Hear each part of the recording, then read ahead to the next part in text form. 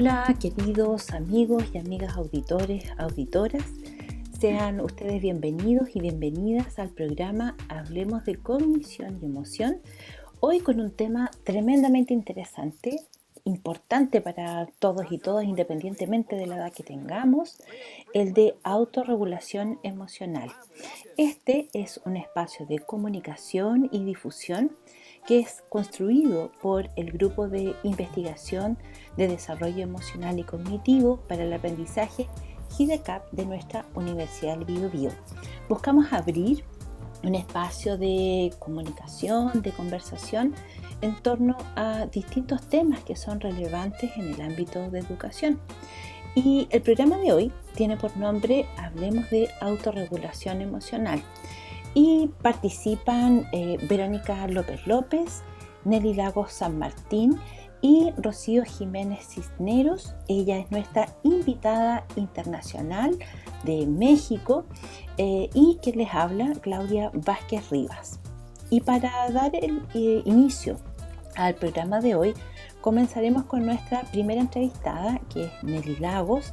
Ella es académica del Departamento de Ciencias de la Educación y docente del doctorado de Educación en Consorcio de nuestra Casa de Estudios, además de magíster en Educación y otras funciones académicas que tiene. Hola Nelly, ¿cómo estás? Hola Claudia, gusto saludarte nuevamente. Muy bien acá, hablando de autorregulación emocional. Nelly, ¿podrías tú entregarnos alguna información respecto de qué es lo que es la autorregulación emocional? Bueno, la regulación emocional tiene una definición bastante simple, pero que engloba muchos aspectos. Se define como capacidad para manejar las emociones de forma apropiada. Te fijas, una definición súper corta, súper concisa, pero que engloba algunos aspectos tales como ser consciente de la emoción que estamos sintiendo, porque para regular tengo que saber lo que estoy sintiendo. Tengo que también diferenciar entre emoción, cognición y comportamiento. Son tres elementos, tres expresiones de una emoción, pero que son de alguna manera separadas y que al conocer la diferenciación entre estas podría hacerse más fácil esta regulación, esta capacidad de manejar de mejor manera una emoción. También requiere la capacidad para generarse a sí mismo emociones positivas. ¿Ya? Si yo no tengo esa habilidad, entonces difícilmente voy a ser también capaz de regular las emociones. Requiere una buena estrategia de afrontamiento, entendida aquí la estrategia de afrontamiento como esa capacidad para enfrentar esa situación, abordar una situación en particular, verla desde una determinada manera. Todas esas formas que existen para abordar una emoción tienen que ver con la posibilidad de aumentarla, disminuirla, suprimirla, cuando tenemos esa situación ahí a puertas. La regulación no significa suprimir o negar una emoción, ¿cierto? Como la del enojo, que es la que nos va a hablar nuestra invitada especial en el día de hoy.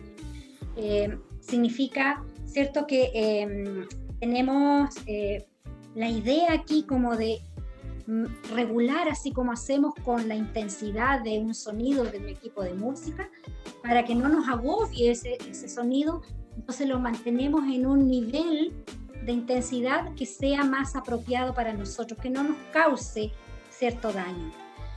Decía yo que no significa suprimirla porque es como una represa, que viene un caudal de agua, ¿cierto? Que si yo la atajo, la detengo, le pongo un control, voy a hacer que ese río en algún momento se desborde, porque no lo estamos canalizando de una determinada manera, de una forma tal que permita que la expresemos en formas más bien adecuadas y eso no termine por explosionar.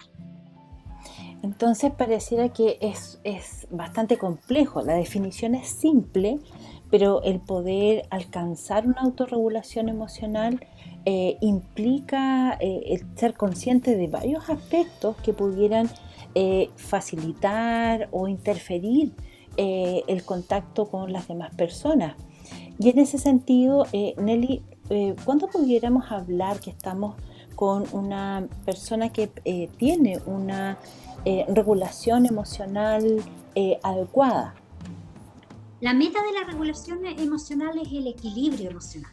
Cuando tenemos una persona frente a nosotros o nosotros somos personas de alguna manera equilibradas, podríamos decir que estamos manejando, que estamos gestionando, que estamos regulando de mejor manera nuestras emociones. ¿Y podrías darnos un ejemplo, Nelly, para poder ayudar a nuestros auditores y auditoras respecto de qué es lo que pudiéramos observar nosotros tal vez en una persona que tiene una adecuada regulación emocional?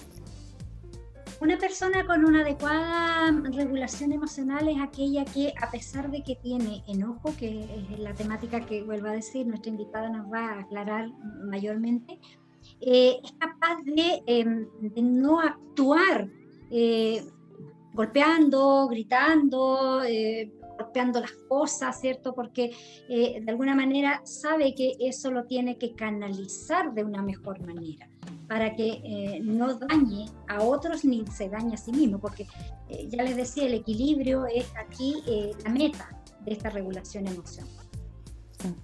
Entonces, de alguna manera, pudiéramos observar que el estado emocional que nosotros sentimos de manera interna no necesariamente va a tener que corresponder con la expresión que hagamos de ese estado emocional. Pareciera que ahí hay un elemento importante en función de este tono o esta sintonía respecto de la intensidad de la emoción que tenemos y la respuesta externa que manifestamos. Claro, y que eso tiene que ver, ¿cierto?, con la reacción más del tipo acción.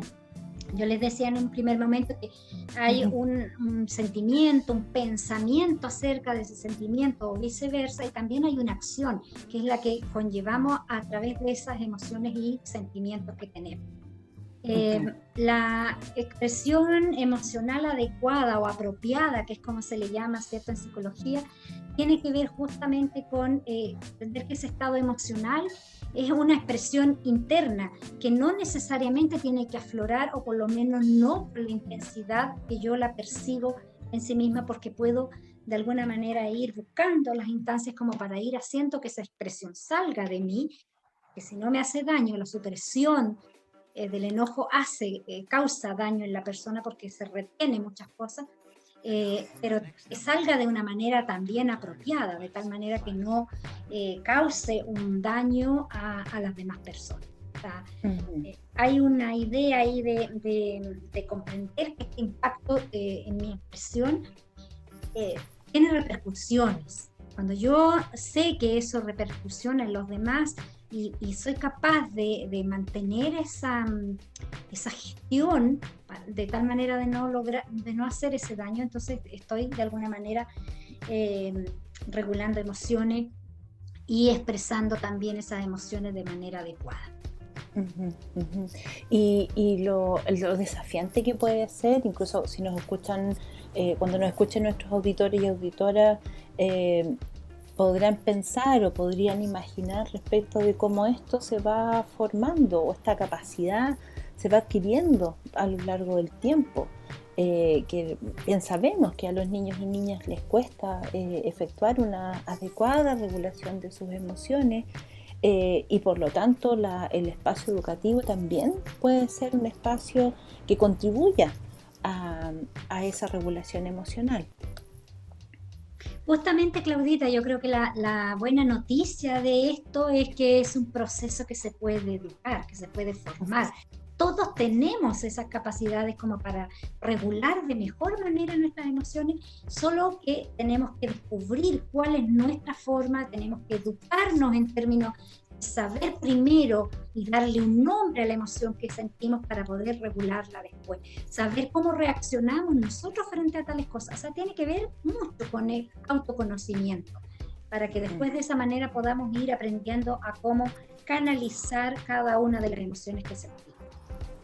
Un desafío importante que se presenta a lo largo de todo el ciclo vital, y que, a ver, me dan muchas ganas de seguir preguntándote cosas, Nelly, pero también tenemos a nuestra invitada internacional, como lo mencionaba, Rocío Jiménez Cisneros, que Verónica López va a entrevistar.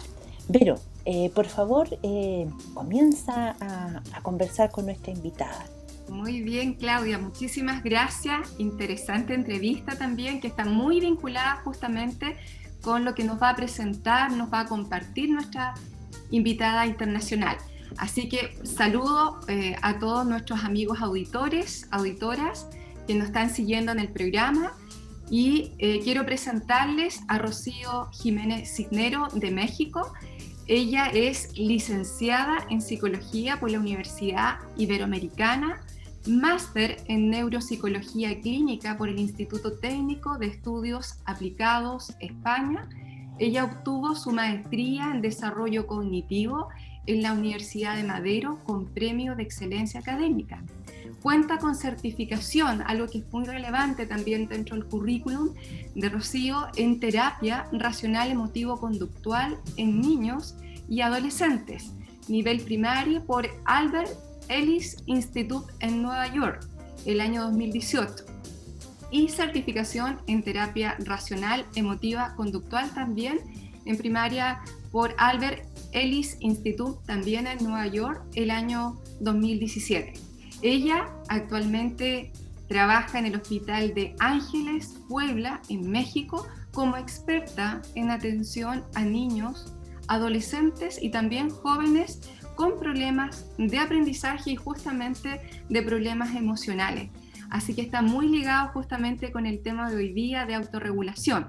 Hoy día vamos a hablar sobre el enojo, todo este proceso, y quiero agradecer a Rocío por su disponibilidad, su tiempo. Hoy conversaremos justamente el cómo se puede generar ese manejo del enojo. Y es un interesante tema, sobre todo si uno lo dimensiona y lo pondera en las relaciones interpersonales, familiares, sociales, en nuestra vida cotidiana. Por eso creemos que es muy relevante que nos sitúe, que de alguna manera nos permita entender cómo pasa este proceso, qué podemos hacer a propósito de la autorregulación. Así que saludo. Hola Rocío, ¿cómo estás? Bienvenida. Hola, muchas gracias. Muy contenta de estar aquí con ustedes compartiendo.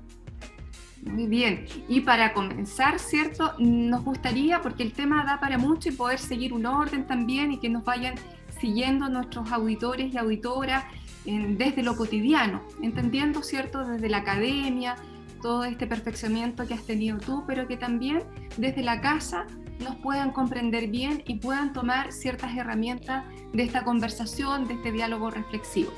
Bien, Rocío, para entender bien, ¿qué es el enojo?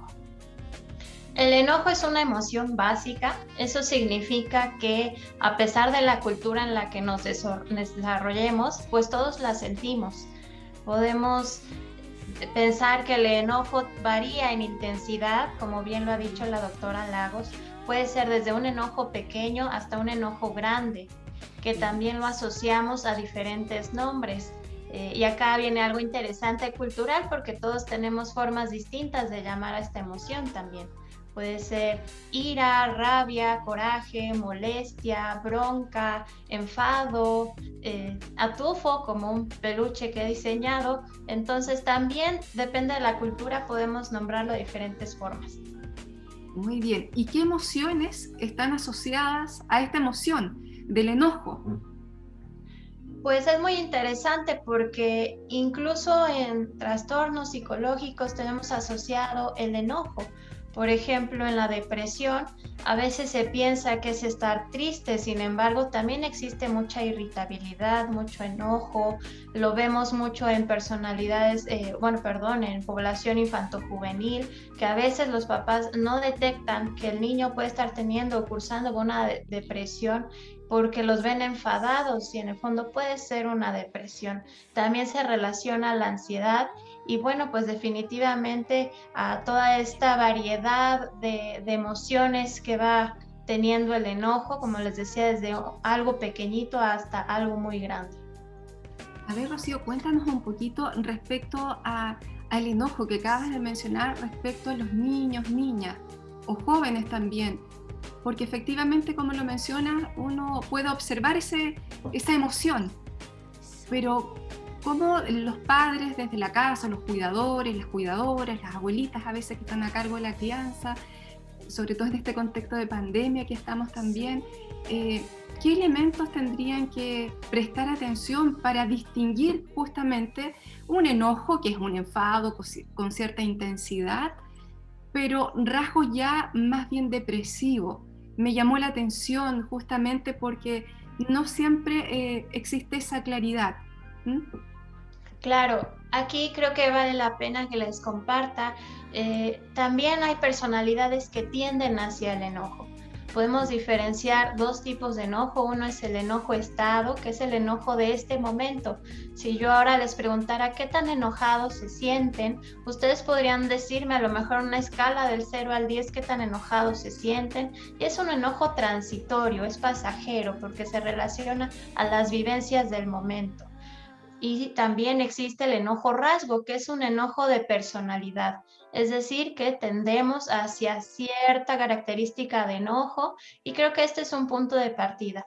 Detectar si a lo mejor en la familia se da que tendemos hacia el enojo, que somos de personalidad enojona, porque eso nos permitirá, como bien decía la doctora Lagos, partir de una conciencia emocional, de saber qué emociones generalmente siento, cómo respondo ante las situaciones, y también pensar en estar muy atentos en casa a observar las conductas de los niños, de las personas que me rodean, las emociones, si está actuando de diferente forma, si hay un cambio conductual, si de pronto ha incrementado la intensidad de estas emociones o la manifestación.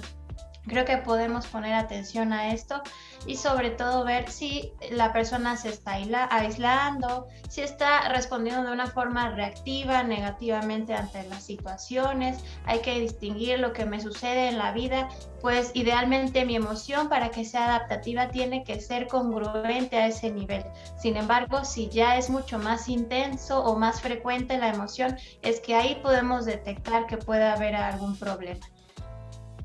Muy bien, muchas gracias, Rocío. ¿Y por qué es importante estudiar el enojo? Así como también en otros capítulos nosotros hemos visto la ansiedad y queremos ver depresión. ¿Por qué es importante estudiar el enojo? Cuéntanos. El enojo es muy importante porque, a pesar de que tiene muchas consecuencias negativas, muchas veces no se habla de él. Es más fácil encontrar en la literatura algo sobre depresión o ansiedad. Incluso se estima que por cada artículo científico de enojo hay unos 10 de depresión y unos 7 de ansiedad. Entonces realmente es vital estudiar esta emoción.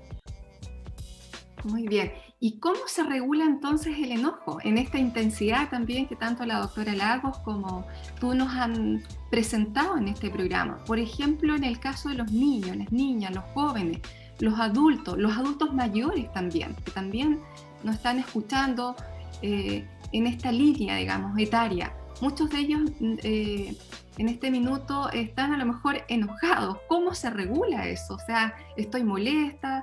¿Qué elementos, qué técnicas tenemos para poder enfrentar eso? Pues como bien decía la doctora Lagos, hay varios componentes, que es la conducta, los pensamientos, la emoción. Entonces existen diversas estrategias para regular estas áreas. Podemos partir desde lo esencial, que es el conocimiento de mis emociones, el ser consciente de mí mismo, para empezar, para ponerle un nombre y detectarlo. Es más fácil regular algo cuando ya lo hemos nombrado.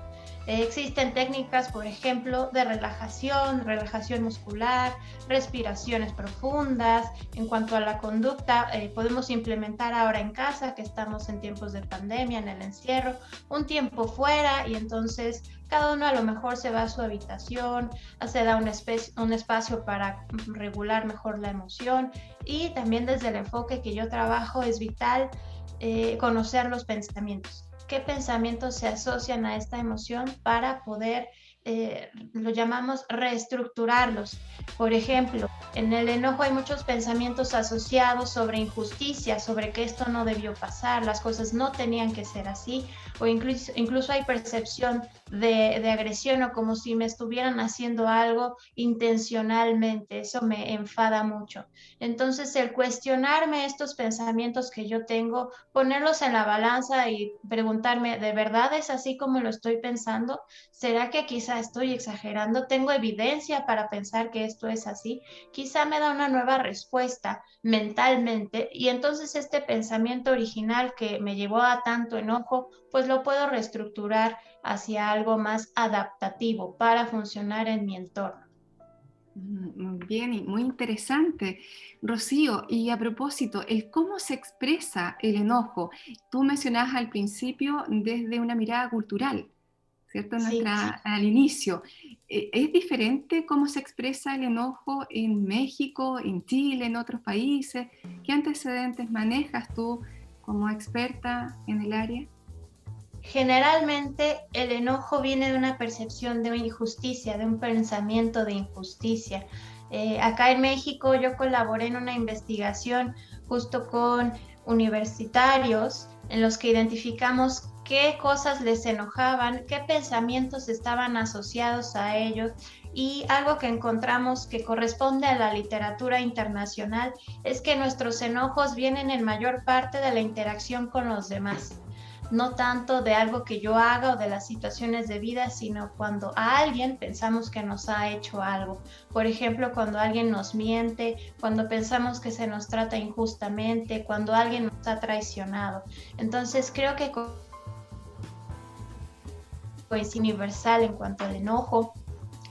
Existe también diferencias que a veces es interesante indagar, además de la cultura, sobre hombres y mujeres. Y lo que hemos encontrado es que somos más parecidos que diferentes.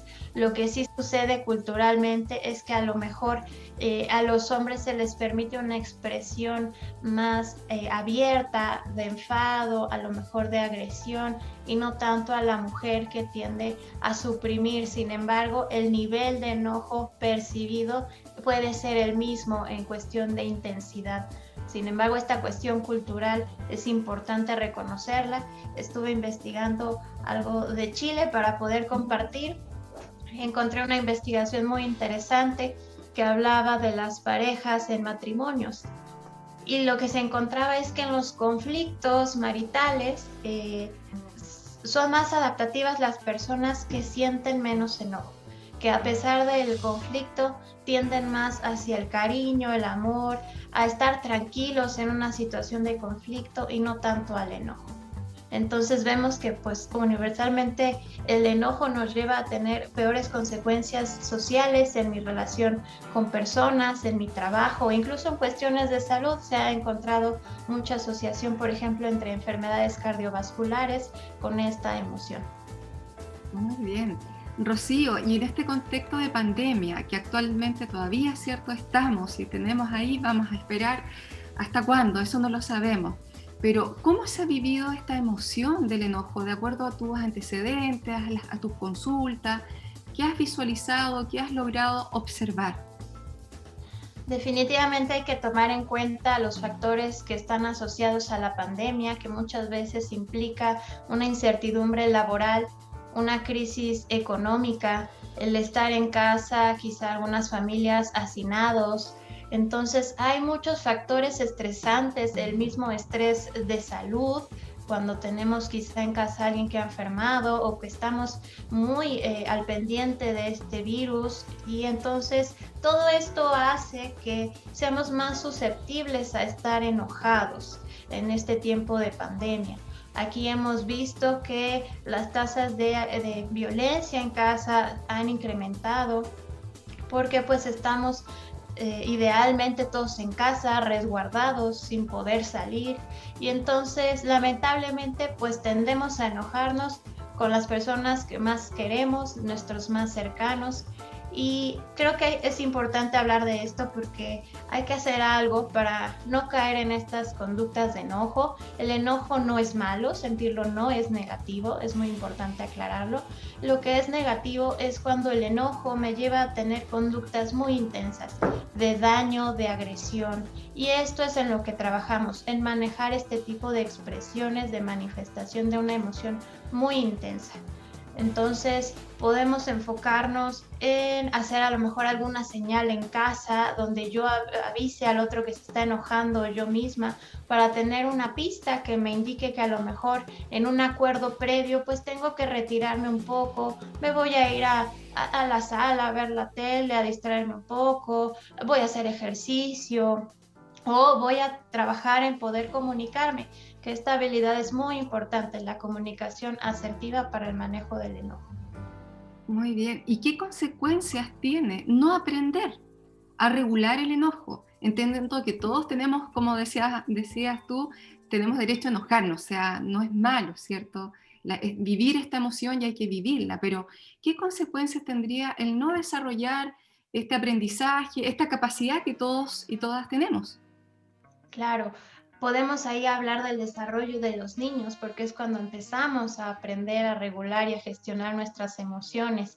Incluso desde nivel cerebro, pues estamos desarrollando las áreas que regulan nuestras emociones, regiones que llamamos prefrontales, que tienen que ver justo con esta gestión emocional y que son áreas cerebrales que se desarrollan hasta los 20 y tantos años. Entonces tenemos tiempo, si nos están escuchando en casa, para trabajar con nuestros chiquitos, nuestros adolescentes, y también nosotros como adultos podemos aprender estas estrategias. ¿Qué consecuencias hay? El no gestionar mi emoción me lleva a consecuencias de todo tipo, desde salud. Hay personas, como decía yo, con enfermedades cardiovasculares. A la consulta mía llegan personas con gastritis, con colitis, con problemas gastrointestinales por no saber manejar bien sus emociones, consecuencias sociales, con amistades en familia, con pareja, en cuestiones académicas, laborales, que a lo mejor la persona que tiende a enfadarse pues termina tajantemente relaciones o de forma impulsiva, que esa sería la parte de la conducta cuando no la aprendemos a gestionar. Y entonces, pues en todas las áreas de nuestra vida estamos teniendo implicaciones por el no saber regular nuestro enojo.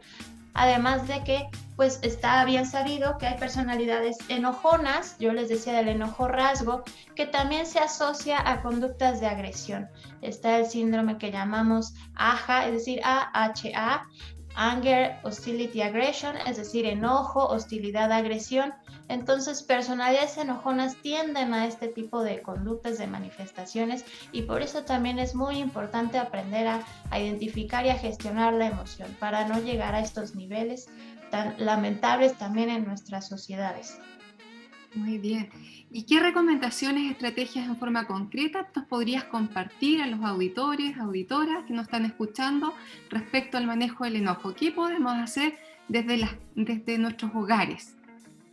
Claro, podemos hacer desde algo muy básico como este tiempo fuera, el tener un lugar a lo mejor en casa donde yo pueda ir, el salir a pasear, el poder gestionar mi emoción a través de técnicas de respiración, de relajación. A lo mejor hay personas que meditan o que pueden hacer yoga, que pueden hacer ejercicio. Hay técnicas de distracción, como que a lo mejor pongo una serie que me guste mucho. En los niños, ellos mismos dicen que a veces juegan con los hermanitos o con algún juguete, o que se van a bañar, o que se hacen un postre y entonces se distraen de la situación. Incluso me han dicho que les gusta dormirse para gestionar la emoción.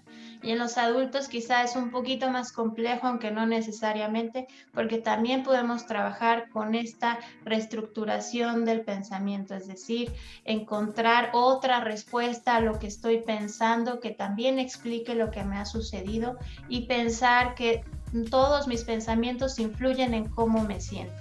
Entonces, si soy capaz de encontrar un pensamiento a lo mejor a veces más objetivo, porque en la emoción hay pensamientos muy subjetivos y distorsionados, irracionales decimos, porque está tan cargado de emoción que no lo estamos pensando fríamente y concretamente. Entonces, darme un espacio para poder pensar las cosas de una manera mejor, para reflexionarlo, creo que serían buenas estrategias para empezar. Muy bien, muchísimas gracias, Rocío. Yo ahora doy el pase a Claudia. Por favor. Muy interesante lo que nos comentas, Rocío. Y me voy a permitir una licencia de hacerte una pregunta en función de lo que estabas señalando. ¿Qué podemos hacer una vez o una vez que ya hemos metido la pata? Que ya hemos reaccionado, que ya nos hemos enfadado, que tal vez hemos dañado a alguien. ¿Qué nos aconsejarías tú? Porque pudiera ser importante el que ya lo hicimos mal, ya hicimos algo que generó algún tipo de daño. ¿Qué nos podrías recomendar, Rocío, para nuestros auditores y auditoras? Claro, eso es muy importante. A veces lo que veo en el trabajo con las familias es que se inculca mucho el disculparse. Sin embargo, yo digo que las palabras se las lleva el viento. Es decir, no es que esté mal disculparnos. Sin embargo, creo que hay que enseñar a reparar el daño. Desde alguien chiquito, por ejemplo, nuestros hijos, no solo, a lo mejor mi hijo le pegó al hermano, entonces no basta con que se disculpe, tiene que hacer algo por él. A lo mejor curarlo, ponerle una pomadita, ayudarle a cargar su lonchera porque ya lo lastimó, o en los adultos también. La disculpa efectiva implica una reparación del daño, que yo reconozca el daño que he hecho y lo que pudo significar para esa persona y ofrecerme, porque a veces también lo que yo creo que va a reparar el daño no es lo que la persona necesita. Entonces también puedo genuinamente decirle, oye, me siento muy arrepentida por haber hecho esto, sé que te lastimé, no solo quizá a nivel físico, sino a nivel emocional, y estoy dispuesto a repararlo. Dime por favor cómo podría hacer yo, porque quiero restablecer esta relación. Qué importante lo que nos dice, Rocío, puesto que es verdad, muchas veces estamos en esta cosa de pide disculpas, pero el componente de reparación es fundamental. Y también cuando no está la reparación, el daño que deja en las relaciones es importante, o cuando definitivamente la persona no quiere reparar, que eso ya nos alerta otra cosa. Claro. Va por otra línea, ¿no? Otro carril, y ahí nos vamos a una línea más psicopatológica de no tener conciencia de daño, ¿no? Como ven, el tema es súper interesante, nos apasiona a muchas personas. Rocío, yo quiero pedirte, estamos nosotros viéndonos, para las personas que nos están escuchando, tal vez no nos están viendo, pero yo noto que, Rocío, tienes un material allí preparado. ¿Podrías describirnos un poquito de qué se trata y cómo lo has estado ocupando durante este último tiempo? Claro, yo tengo mi propia marca de productos enfocados a familias y a niños para manejo de emociones. Tengo libros que pretenden enseñar al niño saber qué es el enojo, cómo identificarlo, cómo repercute en su cuerpo, qué manifestaciones hay y estrategias para manejarlos. Tengo libros para niños de primaria, para niños de kinder, y tengo peluches. Acabo de sacar un peluche que es un león enojado, que el mismo león tiene unos consejos que le va diciendo al niño para manejar su emoción, y también almohadas para regulación e identificación de emociones. Este es el material que tengo en torno al enojo. Tengo más, pero específicamente con el enojo es con el material que trabajo. La biblioterapia con los niños es fantástica, y el que puedan identificarse con un personaje, un peluche, un animal, ayuda mucho a los chiquitos. Claro, hace menos que la situación difícil sea menos amenazante, y el trabajar con un peluche es una figura mucho más amigable, en el fondo, como para poder empezar a trabajar un tema en el contexto terapéutico. Muchas gracias. El material todavía no está posible de comprar en Chile, pero esperemos que sí lo sea prontamente. Recordamos que estamos con Rocío Jiménez Cisneros. Muchas gracias, Rocío y Nelly y Verónica, por este capítulo de Hablemos de Cognición y Emoción. Y por supuesto que le damos también las gracias a ustedes, nuestros auditores y auditoras, por acompañarnos en este programa, y por supuesto nos vamos a volver a encontrar en un próximo Hablemos con otros temas también interesantes, con expertos y expertas, y queremos saludarles y desearles que estén muy bien cada uno de ustedes con sus familias. Así que hasta una próxima oportunidad, nos encontramos en un nuevo capítulo de Hablemos de Cognición y Emoción. Hasta pronto.